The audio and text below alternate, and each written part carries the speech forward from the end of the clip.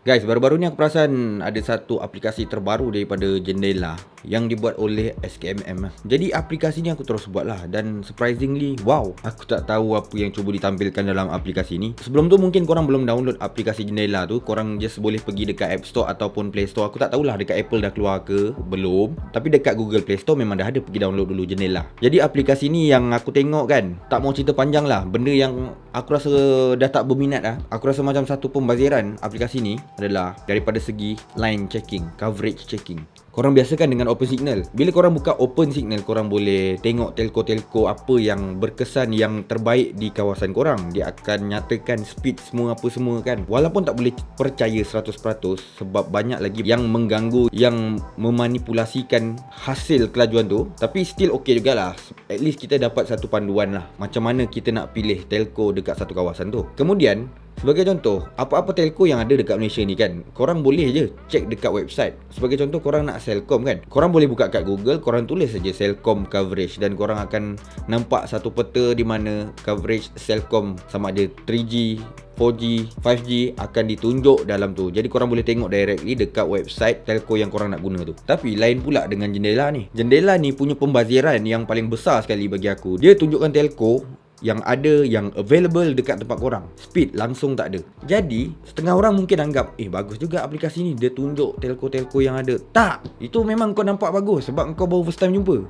Kalau kau dah biasa dengan benda ni, banyak lagi tempat lain, website atau aplikasi lain yang boleh buat macam tu. Dan bagi aku, adalah satu pembaziran besar untuk Jendela ni. Berapa banyak duit dia habis untuk develop application ni? Berapa banyak habis? Come on lah. Ini jabatan besar tau. Jabatan besar, bukan independent developer tau.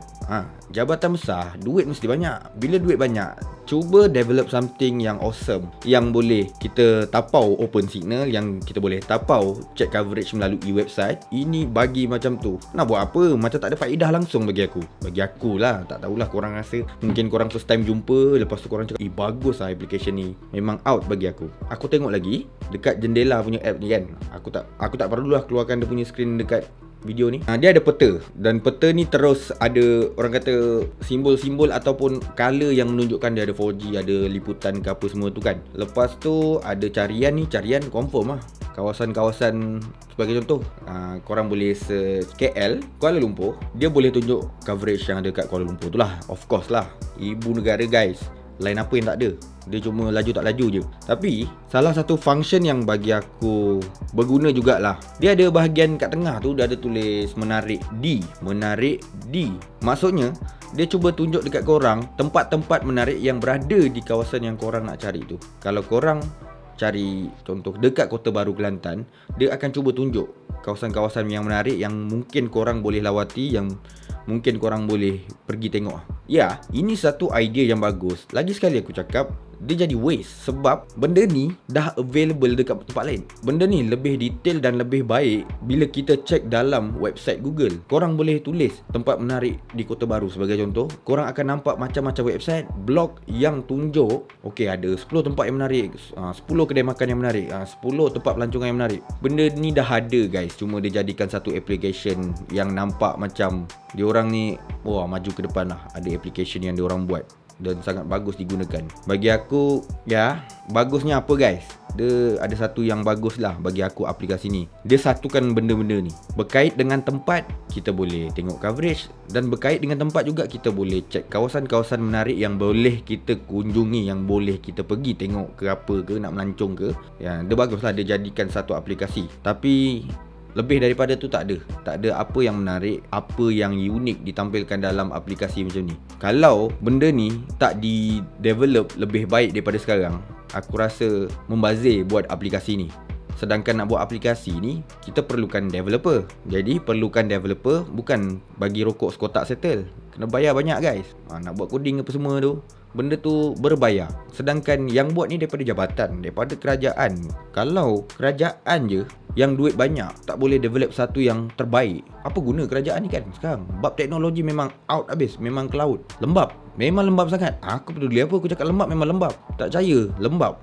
Kau tanyalah orang-orang yang berkait IT. Aku rasa dalam sektor-sektor ni ada pro, orang-orang pro dalam teknologi, tapi diletakkan mungkin di belakang tabir. Betapa susahnya diorang untuk menonjol dengan idea-idea baru yang mungkin dapat mengubah cara orang berfikir ataupun mencari sesuatu yang baru, teknologi baru untuk kita gunakan. Susah, memang susah. Tak percaya korang tengoklah yang jadi pengarah, yang jadi menteri, entah siapa-siapa yang tak berkaitan dengan teknologi. Ya, mungkin dia ada background teknologi, tapi dia bukan dalam bidang creativity untuk create new teknologi ataupun inovatif teknologi. Mungkin tak ada macam tu. Tak ada banyak lah. Aku tengok kalau dah KJ jadi Menteri Kesihatan. Apa hal? Dulu duduk kat Kementerian Belia tapi pergi kat Kesihatan. Apa hal? Kerjanya cuma menyampaikan data-data yang dibuat, yang dicari, yang dikumpul dari belakang tabir untuk bercakap di depan orang. Ini je kerja menteri kalau kau nak tahu. Kerja menteri. Kumpul data, aku tolong cakap. Aku menteri lah. Tolong cakap je.